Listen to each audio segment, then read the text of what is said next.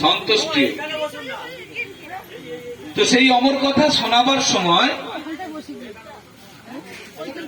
খুব ভালো করে চারিদিকে দেখলেন, আর কীর্তন করলেন, আর কি করলেন, কি করলেন, করতালি দিলেন। এই জন্য আমাদের মাঝে মধ্যে কি হয়, ভালো কথা হলেই করতালি দিতে হবে। করতালি দিলে কি হবে, আমাদের ভেতরে যে ঘুম আসছে, নানান রকম, দেখুন ভালো কর্ম করলে সতের শত্রু বেশি, অসতের, এটা একটু কদিন আগে তো প্রমাণ পেয়েছেন আপনারা, পেয়েছেন কি পাননি? সতের শত্রু বেশি, এটা মনে রাখবেন। আপনি সজ্জন হতে চাচ্ছেন তো আপনার শত্রু চারিদিকে বেশি হবেই।